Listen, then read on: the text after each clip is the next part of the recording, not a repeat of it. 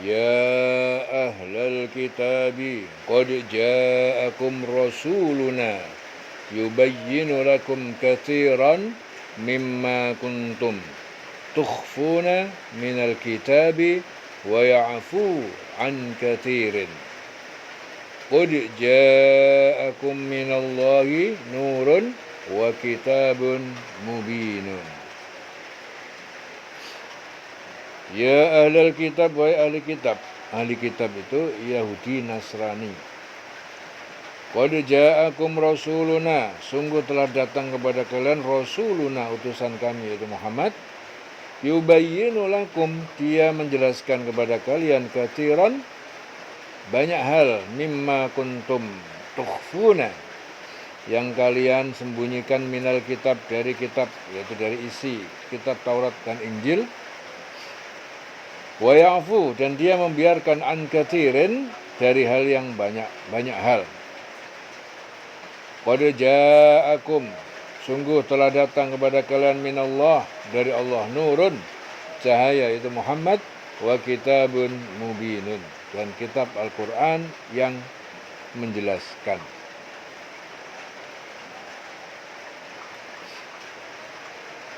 Yahdi bihillah, ya, dengannya, bihi yahdi, memberi petunjuk. Allah memberi petunjuk dengan Al-Quran.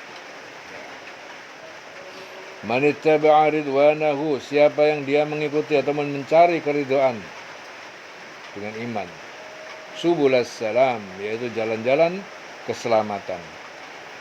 Wa yukhrijuhum, dan Allah mengeluarkan mereka minaz zulumat, dari kegelapan, kekufuran, kebohongan, ilan nur, kepada cahaya, yaitu iman, ilmu, biiznihi, dengan izinnya, wa yahdihim, dan dia Allah memberikan petunjuk kepada mereka, ila siratim mustaqim, kepada jalan yang lurus, yaitu jalan agama Islam. Jadi Ikrimah mengatakan bahwa kedua ayat ini diturunkan berkenaan dengan orang-orang Yahudi yang suatu hari mendatangi Rasul dan bertanya tentang hukum rajam. Kemudian Rasul bertanya, siapa yang lebih mengetahui di antara kalian? Mereka menunjuk Ibnu Surya. Rasul pun menyumpahnya dengan zat yang menurunkan Taurat kepada Musa dan mengangkat gunung Tur Sinai, serta dengan perjanjian-perjanjian yang ditetapkan atas mereka hingga ia gemetar. Ibnu Surya berkata, sungguhnya ketika banyak orang yang dibunuh karena melakukan zina, kami hanya menghukum pelakunya dengan cambuk 100 kali dan kepalanya digundulin. Nah, kemudian Rasul menghukum pelaku zina dengan menghukum hukuman rajam. Ya. Jadi yahdi bihillah man ittaba'a ridwanahu. Allah memberi petunjuk. Orang yang mencari keridhaan Allah, mencari iman, ingin mencari Allah, ingin dekat dengan Allah, Allah sudah memberi petunjuk. Petunjuknya gimana? Bihi, dengan Al-Quran. Yahdi bihi. Jadi Allah membuat strategi dalam menurunkan petunjuk kepada hambanya itu melalui jalur Al-Quran. Ya, yahdi bihillahu man ittaba'a ridwanahu subulas salam, itu jalan-jalan keselamatan. Wa yukhrijuhum, dan Allah mengeluarkan mereka minaz zulumat ilan nur, kepada kegelapan menuju kepada cahaya. Jadi jangan salah langkah, mohon petunjuk sama Allah, ya Allah berilah kami petunjuk ke jalan yang lurus. Gak gelem maca Quran, gak gelem memahami Quran, gak gelem mengikuti petunjuk Quran, ya salah kaprah. Mohon petunjuk kepada Allah. Allah bilang lah, aku udah kasih kamu petunjuk lewat apa ya? Quran itu petunjuknya. Ya. Jadi dalam ayat ini Allah Ta'ala itu memperingatkan kepada Ahlul Kitab. Ya ahlal kitab, ahlul kitab. Ya, tentang banyak dari isi kitab yang selalu mereka sembunyikan, ya. Sungguhnya Allah Ta'ala telah mengutus pada mereka seorang Rasul, yaitu Muhammad, yang menjelaskan tentang banyaknya isi kitab yang mereka sembunyikan. Dan juga yang membiarkannya karena tidak ada manfaatnya untuk dijelaskan. Agar mereka mengetahui bahwasanya Rasulullah Muhammad itu adalah benar-benar seorang Rasul utusan Allah yang mengetahui tentang yang diturunkan Allah kepada mereka. Ya, menjelaskan apa yang mereka sembunyikan. Dalam Abu Hurairah, ya, dalam Abu Daud, Tirmidzi, Ibnu Majah, Rasulullah bersabda, barang siapa yang mengetahui suatu ilmu lalu ia menyembunyikan ilmu yang diketahuinya, maka pada hari kiamat Allah Ta'ala akan mengenakan apa? Kendali padanya dengan kendali api neraka. Uljima bilijamin minan nar. Man su'ila an ilmin, siapa yang ditanya tentang ilmu, fakatamahu, maka kemudian dia menyembunyikan, uljima. Uljima itu apa? Bilijamin minan nar, ya. Dikendali, ya, dikalungi. Kemudian Allah memberikan petunjuk kepada mereka bahwa sesungguhnya telah datang kepada mereka apa? Cahaya dari Allah. Dan kitab yang menerangkan yaitu apa cahayanya? Itu Al-Quran. Jadi Allah menjelaskan bahwa telah datang juga kepada mereka cahaya. Yang disebut cahaya adalah Al-Quran. Al-Quran itu cahaya. Ya, dengan Al-Quran itu Allah menunjuki orang-orang yang mengikuti keridhoannya. Nah, di sini yang harus ditekankan. Ya, Allah membuat sebuah sistem, ya, bahwa dengan Al-Quran itu Allah menunjuki hambanya.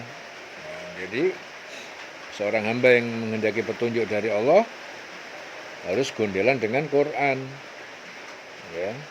Bukan dihafal saja, difahami, dimengerti, ditadaburi, dijalankan, baru dia telah mendapatkan petunjuk. Ya. Jangan salah kaprah, Quran hanya dihafalin melulu. Ya, jangankan menjalankan, mengerti aja enggak, paham aja enggak. Ya, cuma huruf-hurufnya doang. Bagaimana itu bisa menjadi petunjuk padahal Allah sudah mengatakan dalam Al-Quran ini, yahdi bihillah manittaba'a ridwanahu. Ya, jadi dengan Al-Quran itu begitulah memang caranya Allah memberikan petunjuk kepada hambanya yang mau mencari keridhoannya, yaitu dengan Al-Quran. Ya.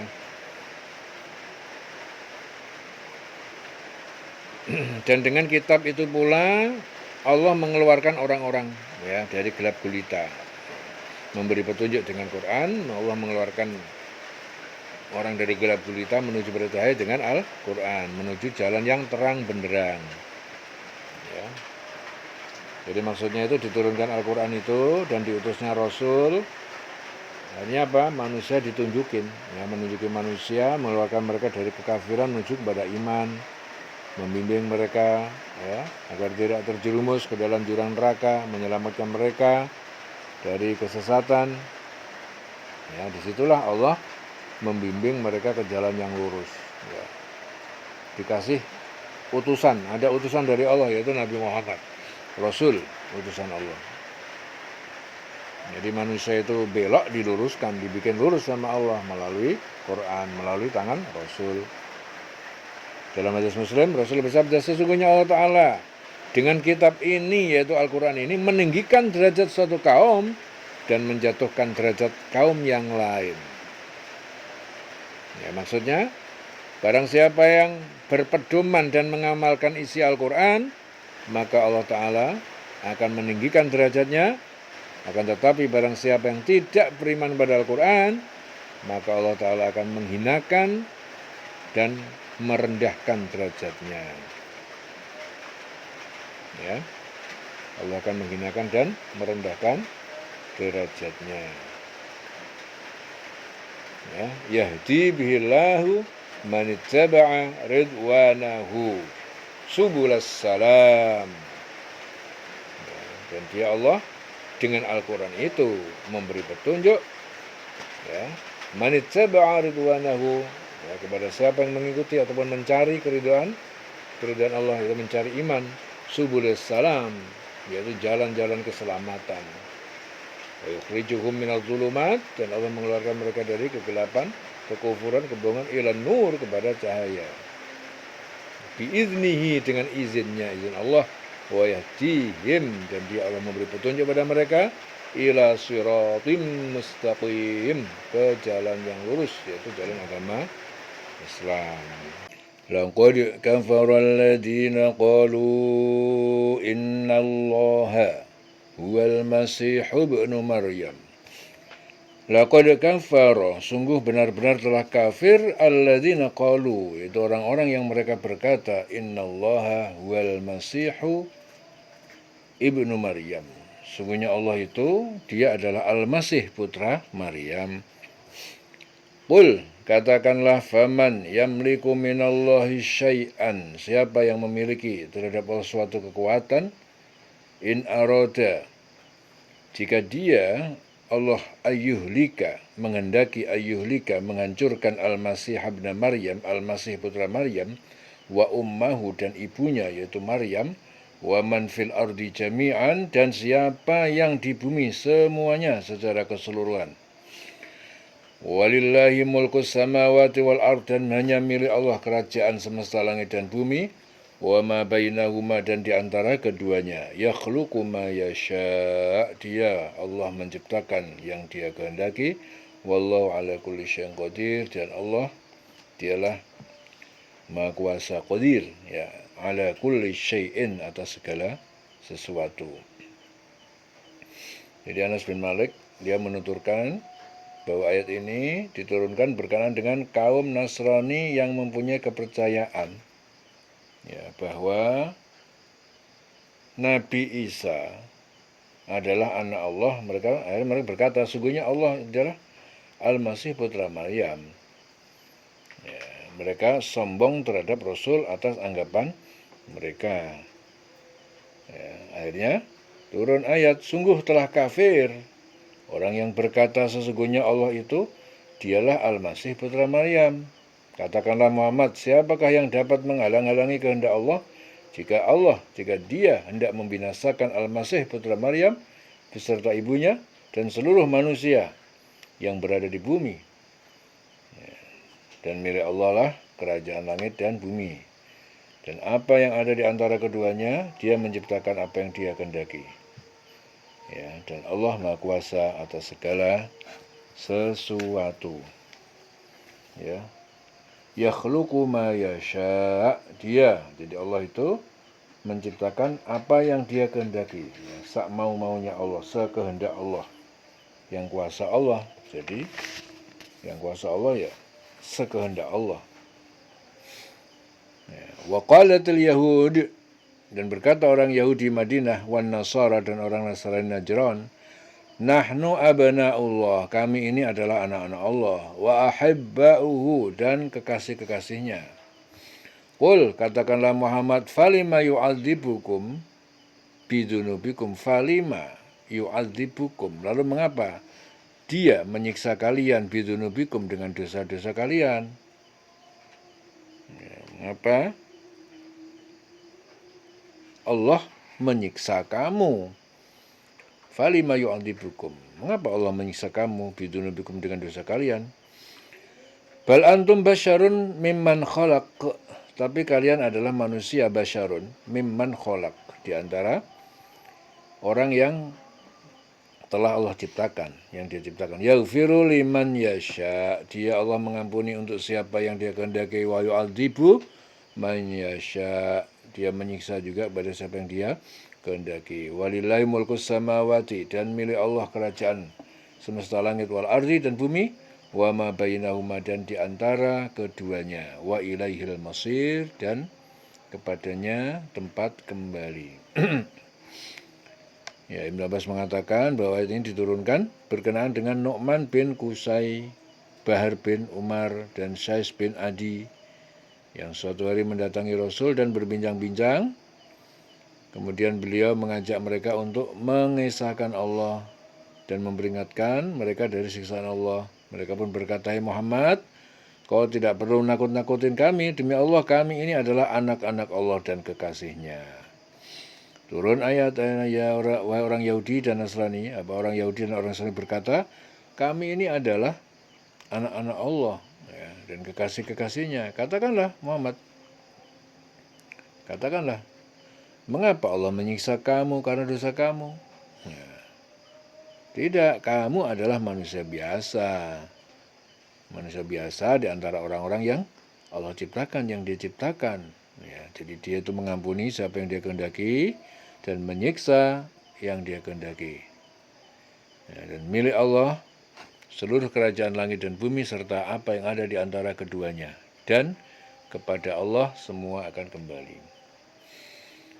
Ya. Yaghfiru liman yasha'u wa yu'adzibu man yasha'. Jadi terserah Allah, Allah mengampuni, terserah Allah, Allah mengadab, terserah Allah. Ya, semua kekuasaan di tangan Allah. Dengan mudah Allah bisa mengampuni segala dosa-dosa hambanya. Dan dengan mudah Allah juga bisa mengadab. Ya, jadi dalam ayat-ayat ini Allah mengancam orang-orang yang mengatakan sesungguhnya Allah itu adalah Al-Masih Isa putra Maryam. Ya, dengan berfirman bahwa mereka itu telah kafir. Yang mengatakan Isa putra Maryam itu berarti kafir.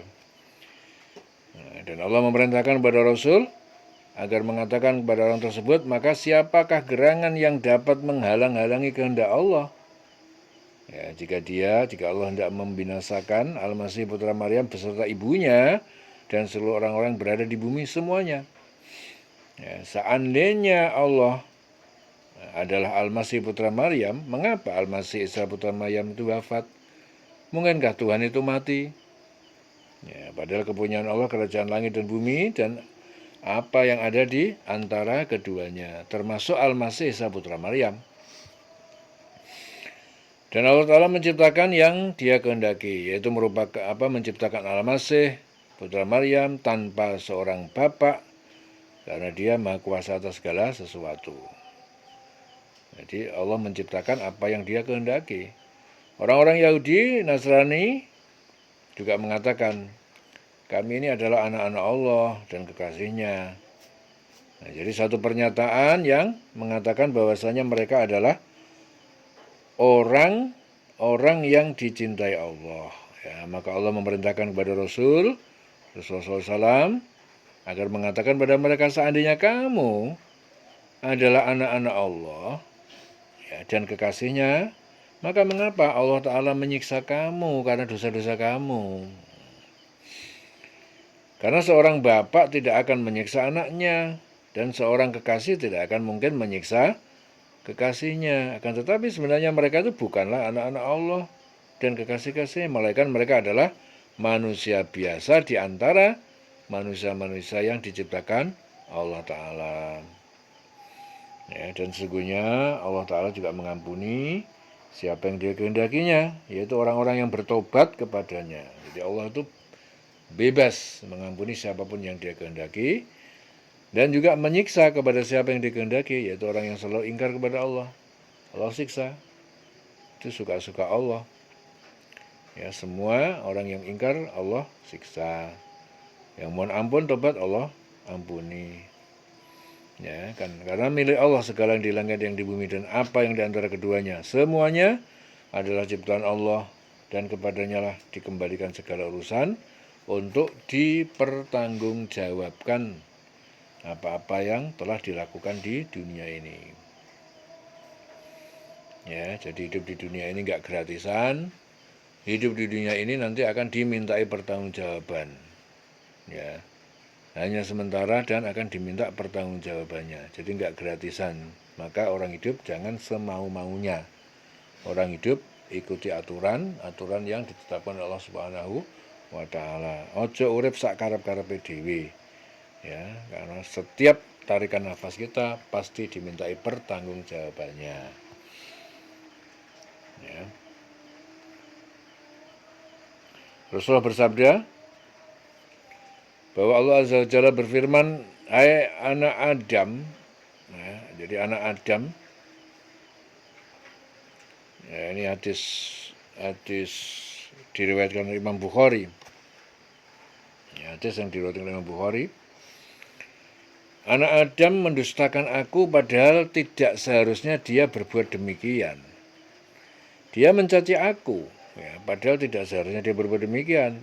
Adapun dia mendustakan aku, itu adalah dengan ucapan bahwa Allah Ta'ala tidak akan menghidupkan aku kembali. Ya.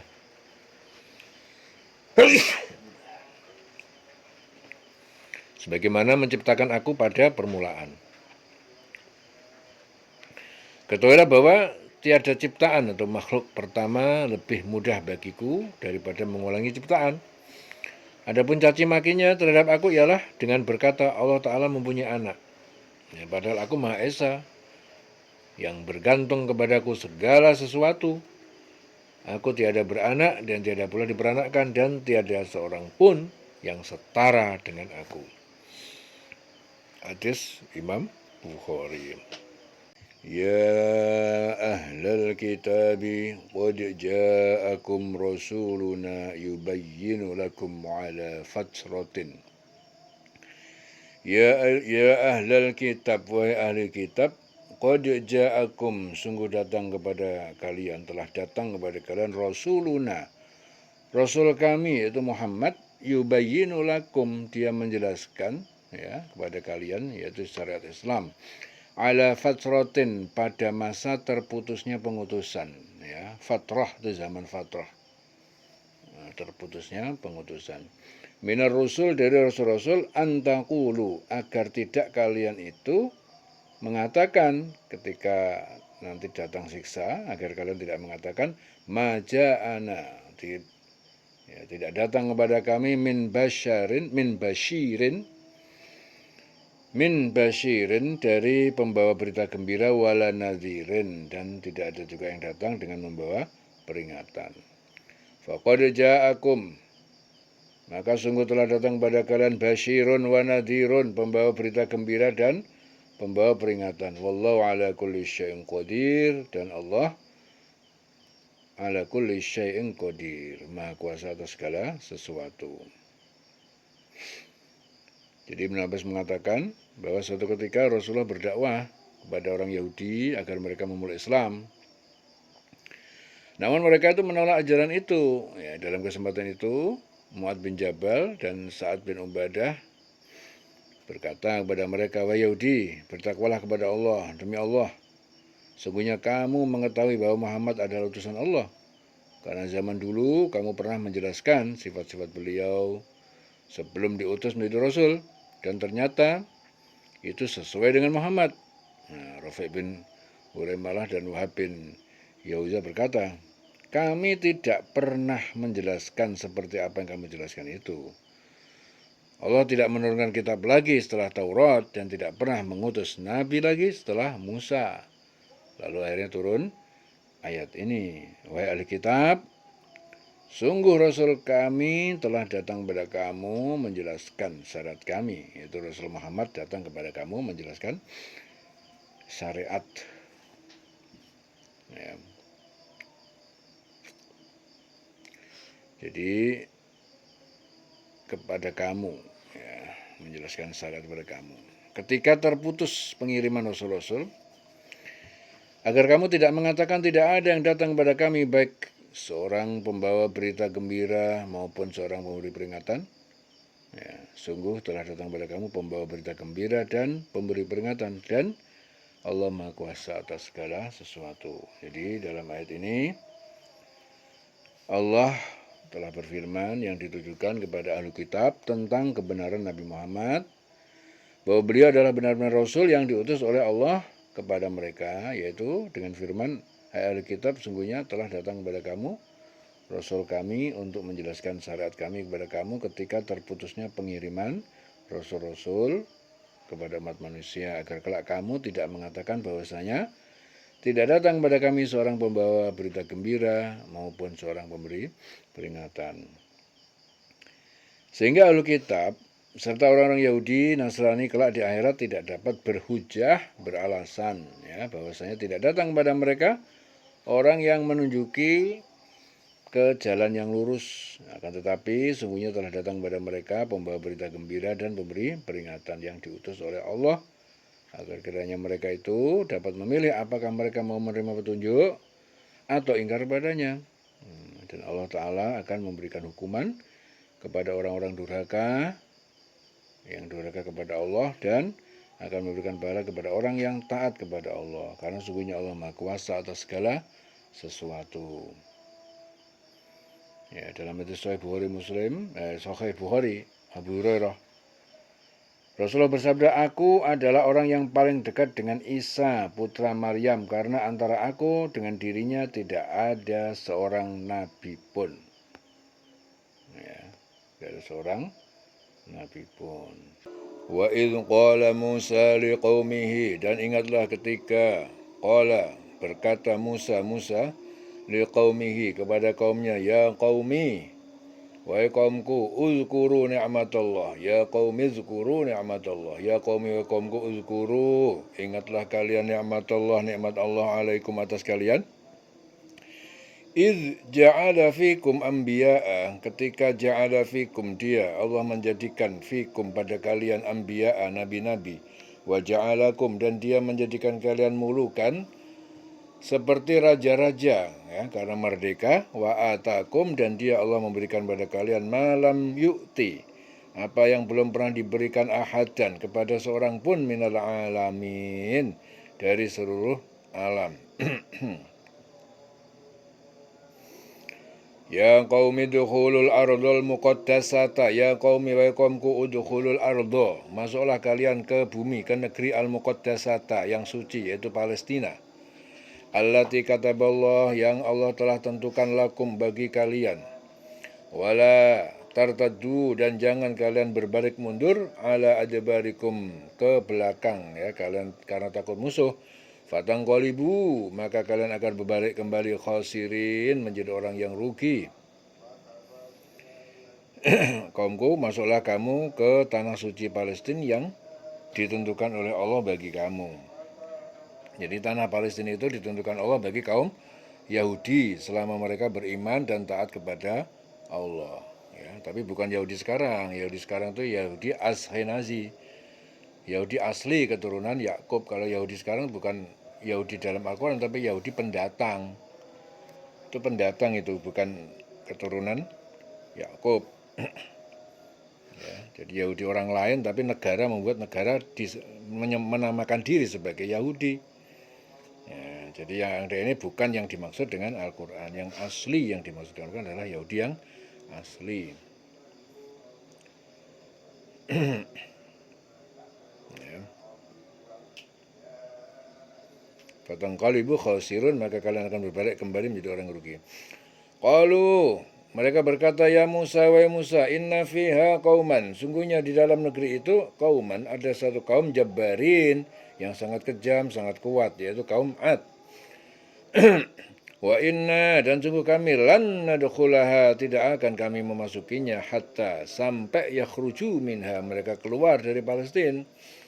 Fa in yakhruju, maka jika mereka keluar minha darinya, fa inna dakhilun, maka sungguh kami akan masuk, dakhilun, orang yang masuk. Qala, berkata kepada mereka, rajulani, dua orang laki-laki berkata kepada mereka. Dua orang laki-laki itu namanya Yusha dan Kalab.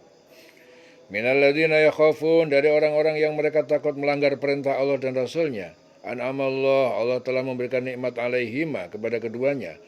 Udkhulu alaihimul bab, masuklah, serbulah atas kalian, atas mereka. Al-baba, melalui pintu gerbang negeri itu.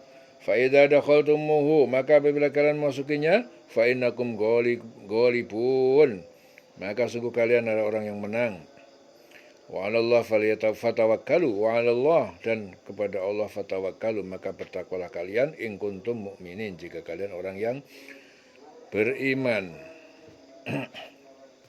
Qalu, mereka berkata, ya Musa, wahai Musa, inna, sungguh kami, lan nadkhulaha, tidak akan memasukinya abadan selamanya, madamu fiha, selama mereka masih berada di dalamnya. Fadhhab anta, maka pergilah anta kau Musa, warabbuka dan Tuhan kau, Tuhan kamu, faqatilah, maka perangilah kalian berdua, inna hahuna qa'idun, sungguhnya kami di sini saja, kami duduk di sini, kami orang-orang yang tidak ikut perang. Qala, Musa berkata, Rabbi Tuhanku, inni la amliku illa nafsi, sungguh aku ini tidak menguasai kecuali diriku, wa akhi dan saudaraku yaitu Harun, fafruq, maka pisahkanlah bainana antara kami, wa bainal qaumil fasiqin, dan di antara kaum yang fasik.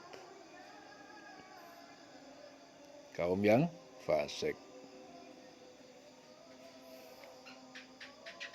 Qala, Allah berfirman, fa innaha, maka sungguh ia, negeri itu, muharramatun, diharamkan memasukinya alaihim atas mereka arba'ina sanatan, selama 40 tahun. Yatihuna fil ardi, yatihun, mereka berputar-putar, yatihun, kebingungan, fil ardi, di bumi. Fala ta'sa, maka jangan kamu bersedih hati, hai Musa, alal qaumil fasikin, terhadap kedustaan kaum orang yang fasik. Ya. Kedustaan orang yang fasik. Jadi ayat-ayat ini Allah Ta'ala memberikan petunjuk kepada orang-orang yang beriman dengan memberikan contoh tentang orang-orang Yahudi dan kaumnya Nabi Musa. Ya, jadi ketika Musa berkata kepada kaumnya, hai kaumku, ingatlah nikmat Allah Ta'ala atas kamu ketika dia mengangkat nabi-nabi di antara kamu, dijadikannya kamu orang yang merdeka dan beriman diberikan kepadamu apa yang belum pernah diberikan kepada seorang pun di antara umat-umat lain. Jadi maksudnya apa? Begitu besar nikmat yang diberikan Allah kepada Bani Israel yang selalu yang selalu Allah Ta'ala kepada Bani Israel itu selalu mengutus nabinya kepada mereka sejak Nabi Ibrahim. Bagi mereka terus-menerus ada seorang nabi yang menyuruh kepada Allah, memperingatkan kepada mereka adab-adab, dan setiap kali seorang nabi di antara mereka wafat, maka mereka langsung Allah langsung menggantikan. Mereka digantikan, jadi Allah langsung memberikan gantinya nabi yang lain sampai dengan diutusnya Nabi Isa. Dan dengan karunia Allah kepada mereka Bani Israel yang dulunya tertindas, yaitu dijadikan budak oleh Fir'aun.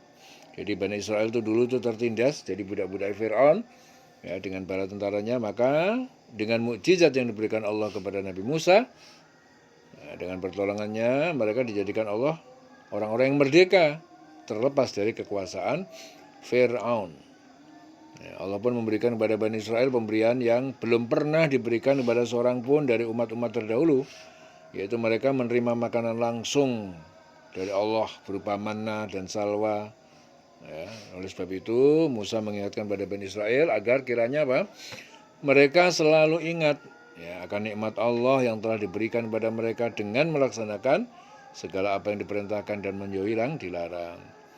Kemudian Nabi Musa mengajak kaumnya untuk memasuki tanah suci, yaitu Palestina, yang telah ditentukan oleh Allah bagi mereka sebagai tempat tinggal dan mencari penghidupan di dunia ini. Tapi Nabi Musa mengingatkan kepada mereka, diingatkan pada kaumnya agar kaumnya jangan lari ke belakang karena takut musuh, sehingga mereka melanggar apa yang diperintahkan oleh Allah dan nabinya itu. Nabi Musa memperingatkan pada kaumnya, apabila mereka berbalik ke belakang karena takut musuh, maka Allah Ta'ala akan menjadikan mereka orang yang merugi di dunia dan di akhirat. Akan tetapi kaumnya itu berkata kepada Musa bahwasanya mereka itu tidak mau serta mengingkari perintah nabinya.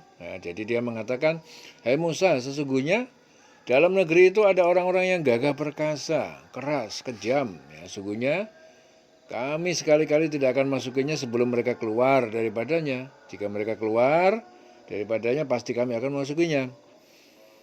Jadi pernyataan kaumnya seperti ini adalah bentuk pengingkaran kepada Allah dan Rasul-Nya.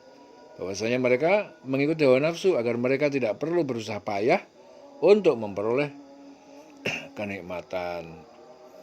Ya, kemudian Nabi Musa dan Nabi Harun, yaitu dua orang di antara orang-orang yang takut pada Allah, dan Allah Ta'ala memberikan nikmat atas mereka berdua dan berkata kepada kaumnya, serbulah. Ya, mereka dengan melalui pintu gerbang kota itu, apabila kamu memasukinya, niscaya kamu akan menang. Hanya kepada Allah hendaknya kamu bertawakal. Ya, kamu benar-benar beriman. Maksudnya apa? Mereka itu harus membuktikan keimanan mereka kepada Allah dan Rasulnya, dan mengikuti segala yang diperintahkan, menjauhi segala yang dilarang, serta berserah diri kepada. Akan tetapi ya, mereka kaum itu membantah Nabi Musa dan Nabi Harun, dan mereka berkata, "Hai Musa, kami sekali-kali tidak akan memasukinya selamanya selagi mereka ada di dalamnya. Karena itu, pergilah kamu bersama Tuhanmu dan berperanglah kamu berdua. Sesungguhnya kami orang yang duduk di sini saja, duduk menanti saja di sini." Atas pengingkaran kaum itu, Nabi Musa berdoa kepada Allah, "Ya Allah, Tuhanku, aku tidak menguasai kecuali diriku sendiri dan saudaraku. Sebab itu pisahkanlah antara kami dengan orang-orang fasik itu."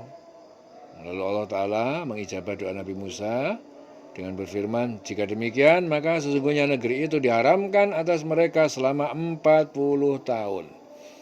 Jadi selama itu mereka berputar-putar kebingungan di bumi, di padang Tih. Ya, kemudian atas azab tersebut kepada kaumnya, Allah Ta'ala berfirman kepada Musa agar Nabi Musa jangan bersedih tentang apa yang dilakukan Allah pada mereka, karena mereka termasuk orang yang fasik. Ya, contoh yang diberikan Allah kepada orang-orang yang beriman tentang keingkaran orang-orang Yahudi kepada Allah Ta'ala dan Rasulnya. Ya, dan keengganan mereka mentaati apa yang diperintahkan Allah dan Rasulnya kepada mereka, yaitu perintah berjihad. Akan tetapi mereka mengikuti hawa nafsu yang ada pada diri mereka. Mereka tidak mau mentaati Allah, padahal bukti-bukti yang telah mereka saksikan tentang apa yang dilakukan Allah terhadap musuh-musuh mereka itu, Fir'aun, tidaklah menjadikan hati mereka itu mantap dalam keimanan. Padahal jelas dulu Fir'aun gimana. Ya. Ini satu pelajaran diberikan Allah kepada orang-orang beriman agar mereka tidak melupakan nikmat yang telah diberikan Allah kepada mereka. Allah kasih nikmat, ya, dijadikan budak oleh Fir'aun, dilepaskan, dikasih makanan yang enak-enak dari langit, mana dan salwa, nggak bersyukur. Ya, disuruh masuk, kasih tempat yang nikmat di Palestina, nggak mau masuk, ya, takut di sana di segerombolan orang yang kejam. Ya, akhirnya Allah murka, ya udah, dihukum, diadab, nggak bisa masuk dia selama 40 tahun tertatih-tatih di padang Tih di sana. Ya, kebingungan. Ya. Jadi mereka merupakan nikmat-nikmat yang Allah berikan pada mereka. Hadis riwayat Imam Ahmad dari Abdullah bin Mas'ud, "Aku pernah menyaksikan sifat Miqdad yang seandainya akulah yang melakukan hal itu, lebih aku sukai daripada apapun." Miqdad mendatangi Rasulullah ketika beliau sedang mendoakan keburukan bagi orang-orang yang musyrik. Lalu berkata, "Ya Rasulullah, demi Allah kami tidak akan berkata seperti apa yang dikatakan oleh Bani Israel, yang dikatakan kepada Nabi Musa. Hei Musa, kami sekali-kali tidak akan memasukinya selama-lamanya selagi mereka ada di dalamnya. Karena itu pergilah kamu bersama Tuhanmu dan berperanglah kamu berdua. Sesungguhnya kami hanya duduk menanti di sini saja. Akan tetapi kami akan berperang di sebelah kanan dan kirimu, di depan dan di belakangmu." Maka aku melihat wajah Rasulullah begitu ceria karenanya, dan hal itu menjadikan beliau bahagia. Hadis riwayat Ahmad. Ya, dalam Tabrani juga Rasul bersabda, suatu kaum yang meninggalkan perjuangan akan Allah Ta'ala timpakan kepada mereka azab. "Watslu alaihim naba abnai Adam bil haqqi id qarraba qurbanan fatuqubbila min ahadihima wa lam yutaqabbal min al-akhar qala la aqtulannak qala innama yataqabbalu Allahu minal muttaqin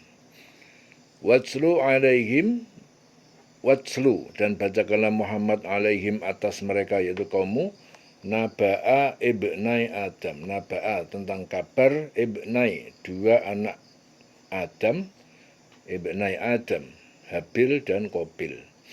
Bil haqqi dengan sebenarnya, iz qarraba ketika keduanya berkorban kurbanan, kurban untuk mendekatkan diri kepada Allah.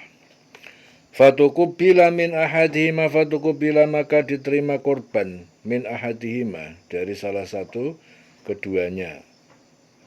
Habil yang berkorban domba terbagus, itu yang diterima. Walam yutaqabbal dan tidak diterima korban minal akhar dari yang lainnya, yaitu Habil. Habil yang berkorban hasil tanaman terjelek. Yang diterima adalah Habil. Habil berkorban domba yang bagus, Qabil berkorban tanaman yang jelek.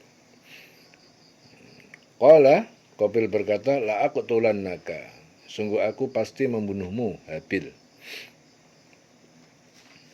Qala, Habil berkata, innama, sungguhnya hanyalah yataqabbalullah, hanya Allah menerima korban minal muttaqin, dari orang-orang yang bertakwa. Kedua putra Adam, ya, itu Qabil sama Habil.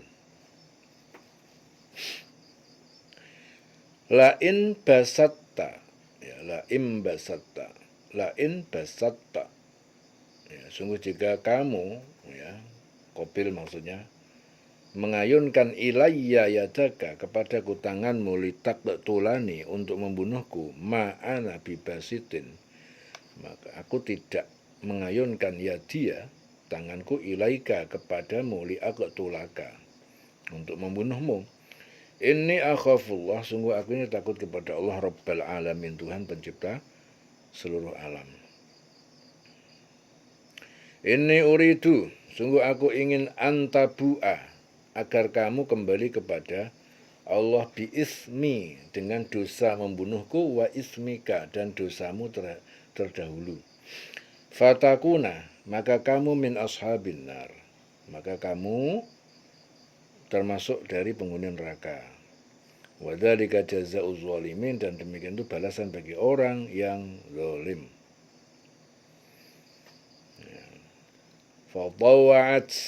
Fadawa'at, maka mendorong ataupun menghiasi lahu nafsuhu, baginya itu Qabil nafsunya, hawa nafsunya, qatla akhihi, untuk membunuh saudaranya yaitu Habil. Faqatalahu, lalu dia membunuhnya, fa'asbaha, maka jadilah Qabil minal khasirin, termasuk dari orang-orang yang merugi, ya, bingung, ya, terhadap mayat Habil mau dikemanakan. Faba'atallahu ghuraban, maka Allah mengutus seekor burung gagak, yabhasu, ia menggali fil ardi, di bumi, liyuriyahu, untuk memperlihatkan kepadanya kaifa yuwari, bagaimana cara dia ataupun Qabil menutupi, menguburkan sau'ata akhihi, jasad mayat saudaranya. Qala, Qabil berkata, ya wailata, alangkah celakanya aku, a'ajaztu, mengapa aku tidak mampu, an akuna, untuk aku berbuat misla hadzal ghurab, seperti burung gagak ini, fa'wariya, sehingga aku dapat mengubur, menutupi sau'ata akhi, mayat saudaraku. Fa'asbaha, maka jadilah Qabil minan nadimin, termasuk orang yang menyesal. Ya. Jadi dalam ayat ini Allah memberikan petunjuk kepada orang yang beriman tentang akibat kejahatan, kedengkian, kedoliman, dan mengambil contoh kisah dua orang putra Nabi Adam, Habil sama Qabil, menurut kejadian yang sebenarnya, yang langsung diwahyukan oleh Allah kepada Rasulullah dengan tujuan untuk disampaikan kepada manusia. Yaitu ketika Qabil dan Habil itu mempersembahkan korban kepada Allah, di mana Habil itu mempersembahkan seekor hewan kibas yang bagus serta berbadan gemuk yang diambilkannya yang terbaik dari hewan peliharaannya yang dimilikinya. Sedangkan Qabil, ya, karena dia itu seorang petani, maka dia mempersembahkan sayur-sayuran tetapi diambilkan sayur-sayuran yang tidak baik. Kemudian diterimalah persembahan salah satu di antara mereka berdua, yaitu Habil. Nah, yang tidak diterima itu persembahan Qabil. Ya. Karena merasa dengki terhadap saudaranya, ya, Habil, maka Qabil berkata, aku akan membunuhmu. Akan tetapi Habil menjawab, jangan salahkan diriku, karena sesungguhnya Allah Ta'ala itu hanya menerima korban dari orang yang bertakwa. Apabila kamu akan membunuhku, maka sekali-kali aku tidak akan menggerakkan tanganku kepadamu untuk membunuhmu. Sesungguhnya aku takut kepada Allah, Tuhan sekalian alam. Dan aku ingin apabila engkau membunuhku, maka kamu akan kembali dengan membawa dosa membunuhku dan dosamu sendiri. Dan kamu akan menjadi penghuni neraka, karena yang demikian itu adalah pembalasan bagi orang yang dolim. Nah, kemudian hawa nafsu Qabil itu menjadikannya menganggap mudah untuk membunuh saudaranya sendiri. Ya, lalu dibunuhnya saudaranya itu Habil. Akibat pembunuhan itu, maka jadilah Qabil seorang di antara yang merugi, baik di dunia maupun di akhirat. Lalu timbul penyesalan dari diri Qabil, mengapa dia membunuh saudaranya yang tidak mengetahui apa yang harus dilakukan terhadap mayat Habil. Kemudian Allah memerintahkan seekor burung gagak, ya, menggali tanah di bumi untuk menguburkan burung gagak yang lain. Sebagai satu pelajaran agar diperhatikan kepada Qabil, bagaimana ia seharusnya menguburkan mayat saudaranya. Ya, jadi setelah melihat apa yang dicontohkan Allah kepada dirinya, yaitu melihat burung gagak mengubur burung gagak lainnya yang mati, maka timbul penyesalan pada diri Qabil. Kemudian berkata, aduhai celakanya aku, mengapa aku ini tidak mampu berbuat seperti burung gagak ini. Lalu aku dapat menguburkan mayat saudaraku ini. Karena itu jadilah ia di antara orang yang menyesal, ya, telah melakukan perbuatan yang dolim, yang mengakibatkan dia melakukan dosa dari apa yang dia lakukan. Jadi ini adalah satu pelajaran dari Allah kepada orang beriman, bahwasannya iri dengki dan tidak suka kepada orang yang mendapatkan rahmat dari Allah akan menyebabkan dirinya termasuk orang yang dolim. Oleh sebab itu seharusnya orang beriman itu bersikap ridho, ya, terhadap apa yang diberikan Allah kepada dirinya maupun orang lain. Ya, orang beriman itu harus punya sifat ridho. Ya. Hadis Imam Ahmad dari Abdullah bin Mas'ud, Rasulullah juga bersabda, tidaklah seorang dibunuh secara zalim melainkan anak Adam yang pertama, yaitu Qabil, mendapat bagian darahnya dosanya karena ia adalah orang yang pertama, ya, sekali melakukan pembunuhan. Dalam Bukhari Muslim, ya, Rasul juga bersabda, jika dua orang Muslim saling berhadapan-hadapan dan masing-masing membawa pedang, maka pembunuh dan yang dibunuh berada dalam neraka. Ya, para sahabat bertanya terhadap si pembunuh itu, memang seharusnya. Saya bertanya, terhadap si pembunuh itu memang seharusnya. Tapi mengapa orang yang dibunuh juga dimasukkan ke neraka? Orang yang terbunuh juga masuk ke neraka? Kemudian Rasulullah menjawab, karena ia juga berkeinginan keras untuk membunuh lawannya. Akan tetapi dia yang terbunuh. Nah, jadi yang membunuh dan yang dibunuh dua-duanya masuk neraka. Min ajli dzalika katabna ala bani Israila annahu man qatala nafsan bighairi nafsin aw fasadin fil ardi faka'annama qatalan nasa jami'an. Min ajli dzalik, dari sebab itu, ya, pembunuhan, kata benar kami telah tetapkan hukum ala Bani Israel, atas Bani Israel, annahu, bahwasanya man qatala nafsan, siapa yang dia membunuh jiwa seseorang, bighairi nafsin, bukan karena orang itu membunuh seseorang, au fasadin, atau bukan karena dia membuat kerusakan, fil ardi, di muka bumi, ya, dengan memerangi agama Allah, ya, membuat kerusakan, memerangi agama Allah. Faka'annama, maka seakan-akan qatalan nasa jami'an, dia membunuh manusia secara keseluruhan. Wa man ahyaha, dan siapa yang membiarkannya hidup tidak jadi membunuh, faka'annama, maka seakan-akan ahyan nasa, dia membiarkan hidup manusia jami'an secara keseluruhan. Walaqad ja'atuhum rusuluna, dan sungguh telah datang kepada mereka Bani Israel rusuluna, rasul-rasul kami, bil bayyinati, dengan bukti-bukti nyata, itu mukjizat. Tumma, kemudian inna katiran, sungguh banyak kebanyakan mereka, minhum, ya, antara mereka, ba'da dzalik, sesudah itu, fil ardi la musrifun, di bumi la musrifun, orang-orang yang melampaui batas, ya, berbuat maksiat. Ya, jadi oleh karena itu kami tetapkan suatu hukum bagi Bani Israel, bahwa barang siapa membunuh seorang bukan karena orang itu membunuh orang lain, atau bukan karena berbuat kerusakan di bumi, maka seakan-akan dia telah memelihara, seakan dia telah membunuh manusia semuanya. Ya, ini membunuh bukan karena kisos, ya, seakan-akan dia telah membunuh semua manusia.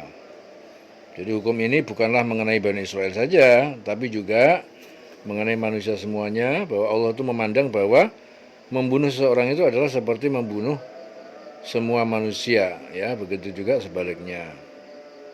Barang siapa memelihara kehidupan manusia, maka seakan-akan dia telah memelihara kehidupan semua manusia, ya. Sungguhnya Rasul kami telah datang kepada mereka dengan membawa keterangan-keterangan yang jelas, tapi kemudian banyak di antara mereka setelah itu melampaui batas,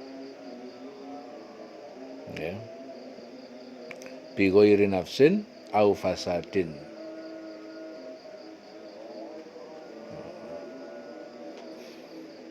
Ya, bi ghairi nafsin itu artinya membunuh bukan karena membunuh seorang, au fasadin, bukan karena membuat kerusakan, fil ardi, di muka bumi, ya. Jadi ada sebabnya tanpa membunuh atau kisos, ataupun membunuh karena dia bukan karena membuat kerusakan. Jadi ada penghususannya membuat kerusakan di bumi. Innama, sungguh hanyalah jazaa'ul ladzina yuharibunallah, balasan bagi orang-orang yang memerangi Allah, yuharibunallah, dengan membunuh manusia, wa rasulahu, dan rasulnya, wa yas'auna, dan mereka berbuat fil ardi, di muka bumi, fasad, dan kerusakan, ayyuqattalu, bahwa mereka dibunuh, au yusallabu, atau mereka disalib, au tuqatta'a, atau mereka dipotong, aydihim, tangan-tangan mereka, wa arjuluhum, dan kaki-kaki mereka, min khilafin, dari dengan silang, ya, kanan dengan kaki kanan, tangan kanan dengan kaki kiri, silang, atau sebaliknya, au yungfau, atau mereka diasingkan, minal ardi, dari bumi, negeri, dzalika lahum khizyun, dzalika, demikian itu, lahum, bagi mereka, khizyun, kehinaan, fit dunya, di dunia, walahum fil akhirati, dan bagi mereka di akhirat, azabun azim, azab ataupun siksa yang sangat berat, yaitu neraka.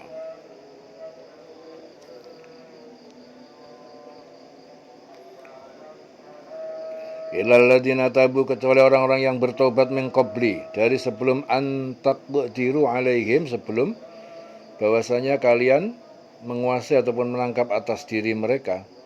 Fa'lamu, maka ketahuilah kalian, annallaha, sungguh Allah itu ghafurur rahim, Maha Pengampun, Maha Penyayang.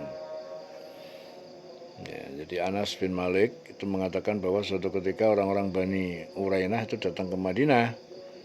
Rasulullah mengirim unta-unta zakat dan mengembalanya kepada dan pengembalaannya itu kepada mereka agar dipelihara dengan baik dan air susunya diminum. Beberapa saat kemudian mereka muncul murtad.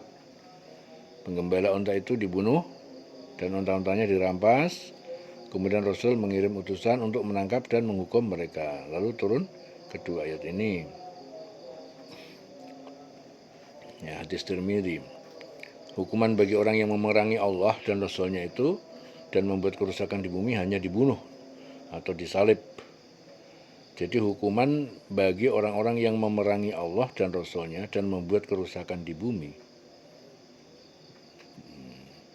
Was'auna fil ardi fasadan, itu artinya berbuat kerusakan di muka bumi. Hukumannya apa? Hanyalah dibunuh atau disalib atau dipotong tangan dan kaki mereka secara silang.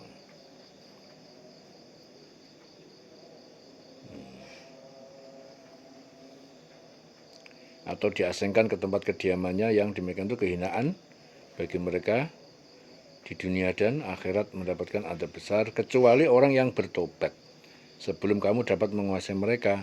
Nah, jadi dia sadar duluan sebelum belum ketangkap ya, maka ketahui bahwa Allah Maha Pengampun. Jadi sadar betul-betul. Ya, bukan sadar karena ketangkap, tapi sadar duluan. Tobat, nah, maka Allah Maha Pengampun. Walahum fil akhirati azabun azim, dan bagi mereka di akhirat siksa yang sangat berat itu mereka.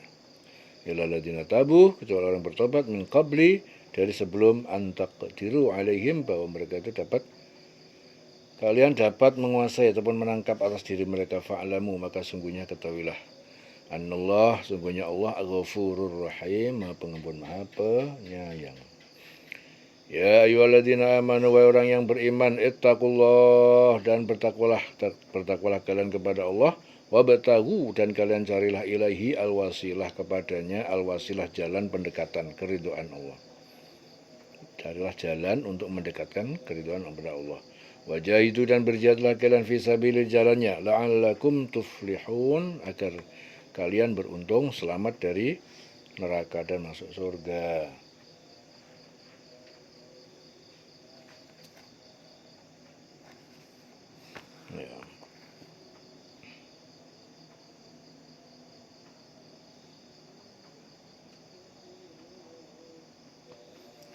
Ya, jadi ayat-ayat ini tadi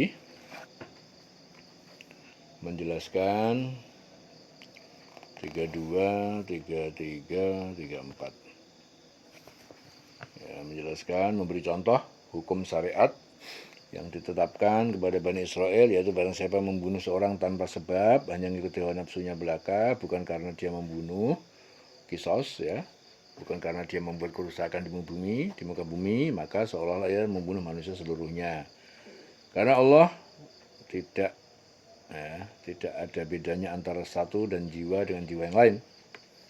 Ya, jadi bagi Allah nggak ada bedanya. Barang siapa memelihara kehidupan seorang manusia, maka seolah-olah dia memelihara kehidupan manusia semuanya. Ya, kemudian bagi orang yang beriman, barang siapa menghalalkan darah seorang mukmin, seakan-akan dia telah menghalalkan darah seluruh umat manusia. Dan barang siapa mengharamkan darah seorang mukmin, seakan-akan dia telah mengharamkan darah seluruh manusia. Ya, sesungguhnya telah datang kepada Bani Israel rasul-rasul yang diutus oleh Allah, ya, kepada mereka dengan membawa keterangan-keterangan yang jelas. Tetapi banyak di antara mereka setelah turunnya rasul-rasul,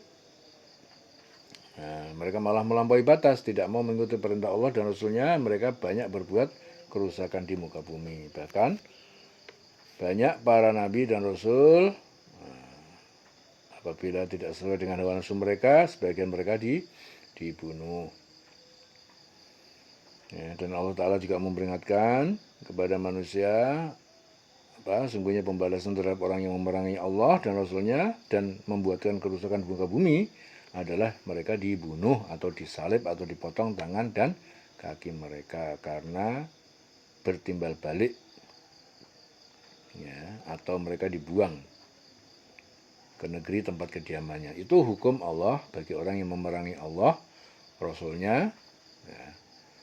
Demikian adalah suatu penghinaan untuk mereka di dunia, dan di akhirat akan memperoleh siksa yang besar.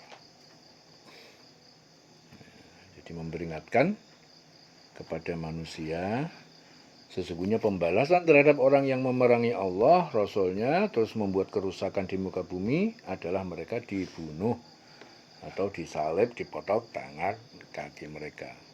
Min khilafin itu berarti berselisih. Kalau yang dipotong tangan kanan berarti kakinya kiri. Itu sebaliknya. Akan tapi apabila orang-orang tersebut mau bertobat, sebelum kamu dapat menguasai atau menangkap mereka, maka mereka dibebaskan dari hukuman mati, disalib atau dipotong tangan kaki mereka secara bersilang, atau dibuang ke negeri tempat mereka berdiam. Ya, karena sebenarnya Allah Maha Pengampun, mengampuni dosa-dosa mereka dan memberikan hak mereka sebagai orang mukmin, yaitu diharapkan darah harta mereka. Karena sungguhnya Allah Maha Pengampun dan Maha Penyayang. Ya, dalam Sahih Muslim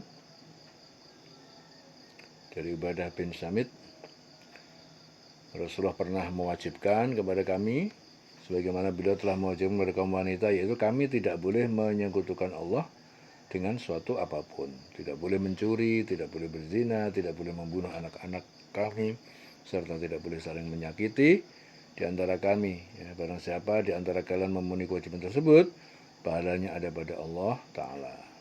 Barang siapa mengerjakan sebagian dari larangan itu, lalu diberi hukuman, ya, hal itu sebagai kafarat baginya. Dan barang siapa yang perbuatan buruknya ditutupi oleh Allah Ta'ala, maka persoalannya terserah kepada Allah. Ya, jika dia menghendaki akan mengazabnya, dan jika menghendaki akan memaafkannya.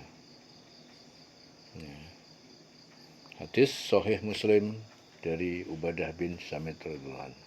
Ya ayyuhalladzina amanu, wahai orang yang beriman, ittaqullah, bertakwalah kalian kepada Allah, wabtaghu, dan kalian cari ilaihi alwasilata, kepadanya, kepada Allah alwasilah, jalan mendekatkan keridhaan kepada Allah. Wajahidu, dan berjihadlah kalian fi sabili, di jalannya, la'allakum tuflihun, supaya kalian beruntung, selamat dari neraka.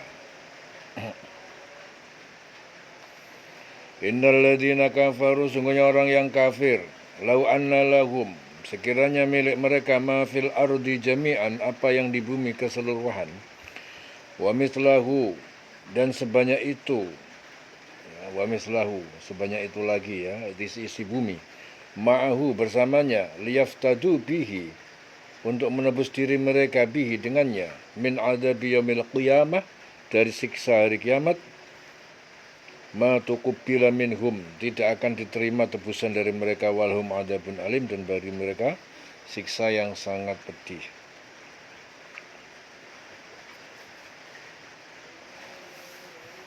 Yuriduna, mereka ingin ayyakhruju, agar mereka dapat keluar minan nar, dari neraka. Wa ma hum bikharijina, padahal mereka tidak, ya, tidak, wa ma hum bikharijinya, mereka tidak dapat keluar, bikharijin, minha, dari neraka itu, walahum adzabun muqim, dan bagi mereka siksa yang kekal.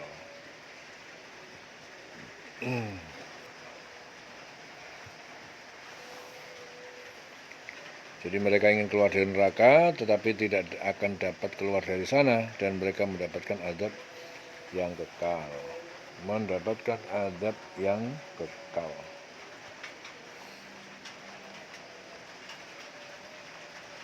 Jadi dalam ayat ini Allah Ta'ala memerintahkan kepada orang-orang yang beriman agar mereka bertakwa kepada Allah, yaitu menjalankan segala apa yang diperintahkannya dan menjauhi segala apa yang dilarangnya. Dan diperintahkan pula kepada mereka agar mencari jalan wasilah yang dapat mendekatkan diri kepada mereka, kepada Allah. Wasilah yang mendekatkan diri mereka kepada Allah.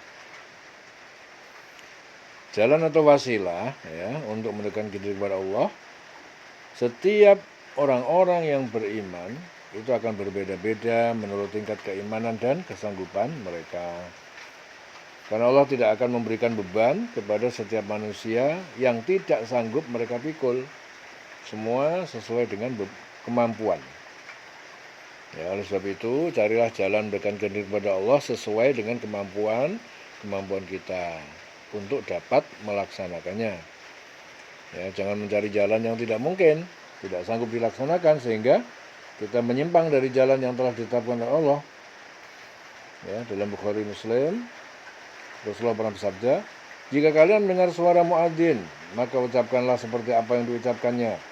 Kemudian bersolawatlah kamu kepadaku, karena sesungguhnya barang siapa yang bersolawat kepadaku 1 kali, maka Allah akan bersolawat kepadanya sebanyak 10 kali. Kemudian mintalah wasilah untukku, karena sesungguhnya wasilah itu merupakan kedudukan surga yang tidak diperuntukkan kecuali bagi hamba Allah Ta'ala di antara hamba-hambanya. Aku berharap orang itu adalah aku, ya. Dan barang siapa yang memohonkan wasilah untukku, maka ia berhak mendapatkan syafaatku. Hadis Bukhari Muslim. Dalam Tabrani, ya, Allah berfirman dalam hadis qudsi, hambaku yang selalu mendekatkan diri kepadaku dengan mengerjakan perkara-perkara yang sunnah hingga aku menyukai dan mencintai dia, maka akulah yang menjadi pendengarnya dan dengannya ia mendengar. Penglihatan yang dengannya ia melihat, lidahnya yang dengannya ia bertutur kata, serta akal yang dengannya ia berpikir. Maka jika ia berdoa kepadaku, aku akan mengabulkan doanya. Jika ia meminta kepadaku, aku akan memberinya. Dan jika ia meminta pertolongan kepadaku, aku akan menolongnya.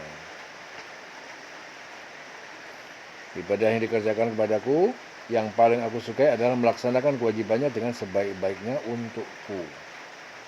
Ya, hadis Tabrani. Kemudian Allah Ta'ala memerintahkan pada orang beriman, ya, agar mereka berjihad di jalannya, berkorban dengan harta, jiwa, tenaga untuk tegaknya kalimat tauhid, yaitu kalimat la ilaha illallah, tidak ada Tuhan kecuali Allah.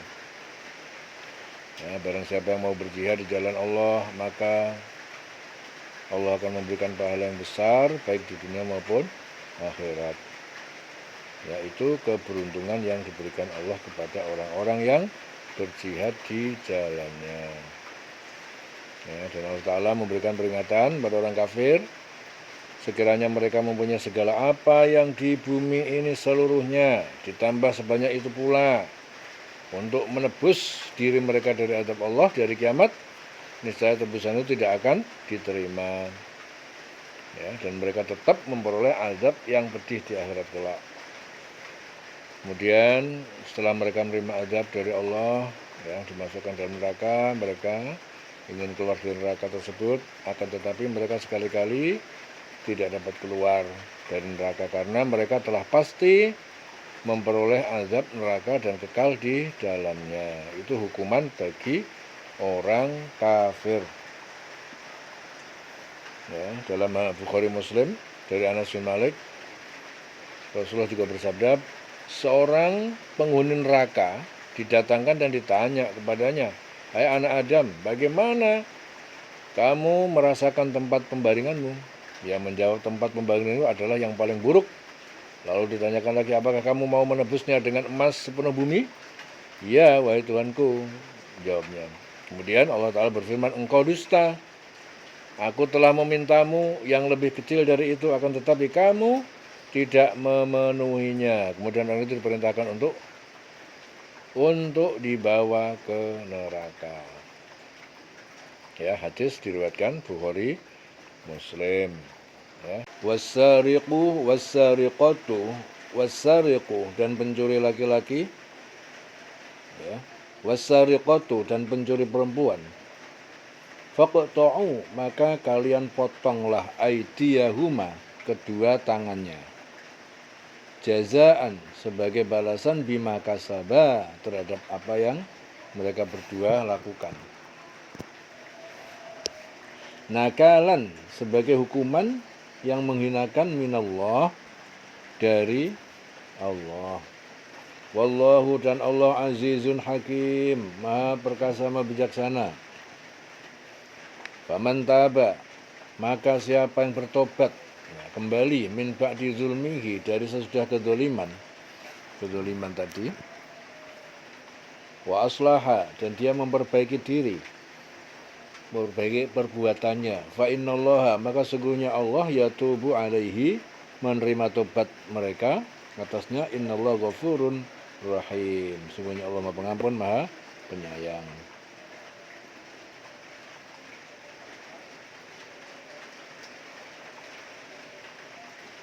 Ghafurur Rahim.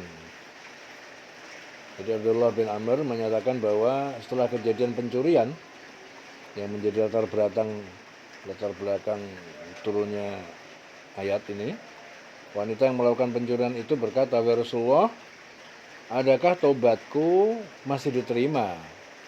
Kemudian Allah menurunkan ayat ini.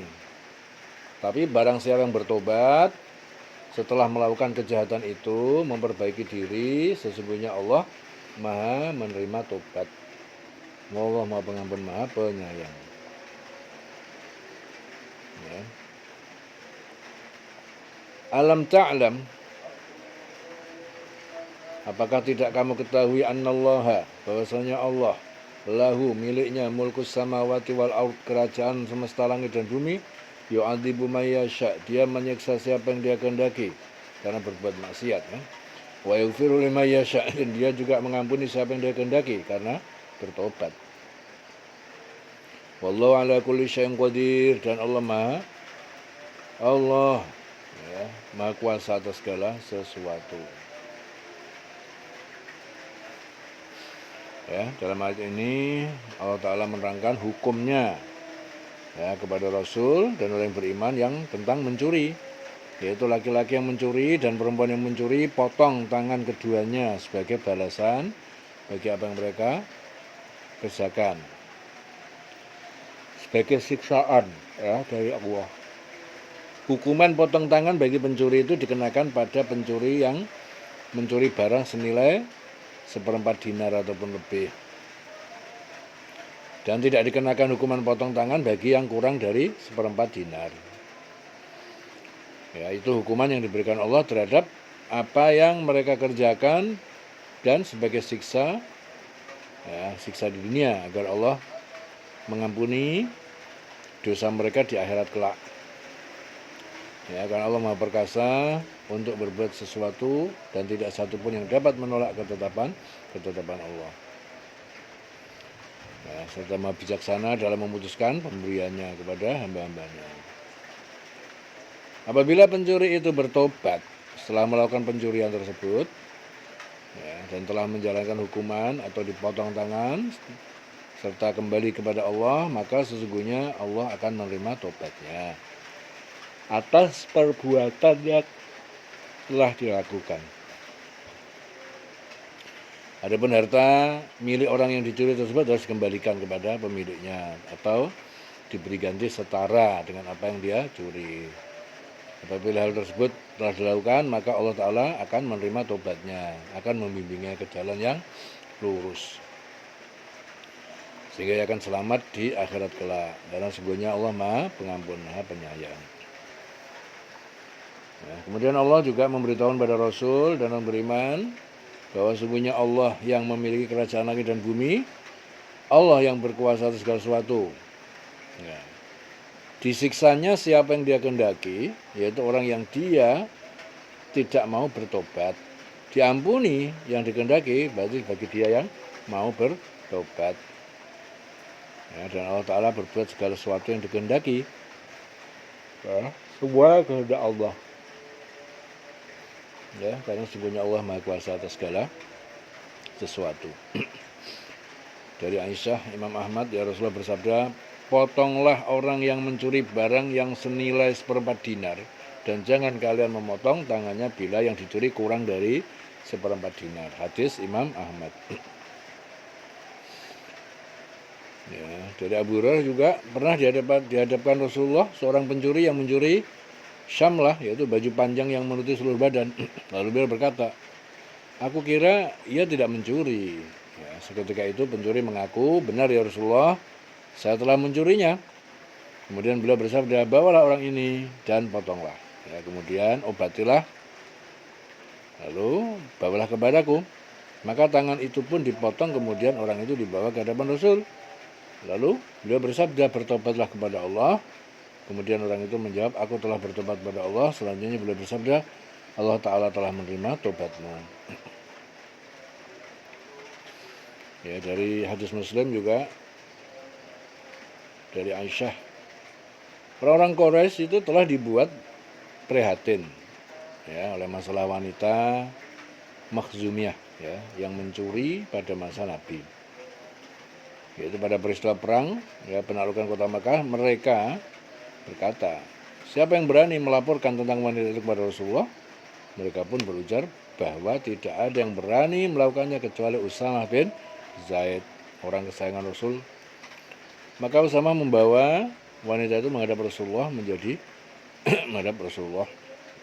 Mendengar ucapan Usamah, ya, wanita itu wajah Rasulullah berubah menjadi merah. Bertanya, apakah kamu tidak memintakan syafaat atas salah satu dari hukuman had Allah Ta'ala? Maka Usamah berkata kepada beliau, mohonkanlah ampun untukku ya Rasulullah.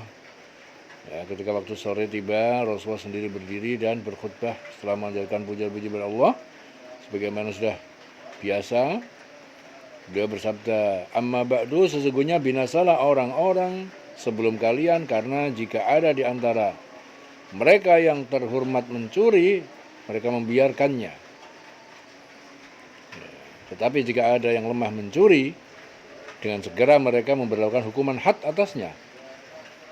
Nah, demi zat yang jiwaku ada di tangannya, sesungguhnya seandainya Fatimah binti Muhammad mencuri, pasti aku potong tangannya. Kemudian Rasulullah memerintahkan agar wanita yang mencuri itu dipotong tangannya. Dan Aisyah berkata, setelah peristiwa tersebut wanita itu bertobat dan dengan sebaik-baiknya dan menikah. Dan setelah itu ia datang menemuiku, lalu kusampaikan keperluannya kepada Rasulullah Sallallahu Alaihi Wasallam. Ya, hadis Muslim dari Az-Zuhri. Ya, ini salah saya.